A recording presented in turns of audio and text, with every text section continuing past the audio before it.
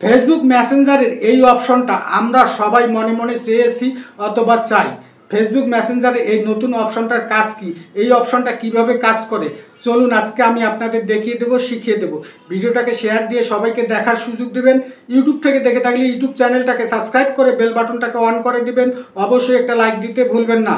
তার জন্য শুরুতে আপনাকে যেতে হবে মেসেঞ্জারে আসার পর আপনি আপনার যে কোনো একটা বন্ধুর নামের উপর ট্যাপ করবেন। দেখতে পাচ্ছেন গ্যালারি আইকনে, এই গ্যালারি আইকনে ট্যাপ করবেন। গ্যালারি আইকন থেকে যে কোনো একটা ছবি আপনি নিয়ে নেবেন। আমি একটা ছবি নিয়ে নিলাম। তারপর এখানে দেখতে পাচ্ছেন এডিট, এই এডিট অপশনটা ট্যাপ করবেন। এখান থেকে এই যে দেখতে পাচ্ছেন অফ লেখা, এই অফ অপশনটা ট্যাপ করুন। তারপর এখান থেকে দেখতে পাচ্ছেন সেন্ড, এই সেন্ড বাটনে সেন্ড করে দিলে আমি সেন্ড করে দিলাম। এই যে দেখতে পাচ্ছেন আমি যাকে পাঠাবো তার কাছে শুধু এরকমটা থাকবে। ফটো লেখাটার উপর ট্যাপ করবে, তখন শুধু সে আমার ফটোটা একবারই দেখতে পারবে, স্ক্রিনশট নিতে পারবে না এবং ডাউনলোড করতে পারবে না।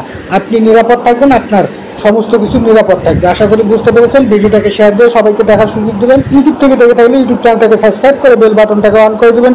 অবশ্যই একটা লাইক দিতে ভুলবেন না। ধন্যবাদ।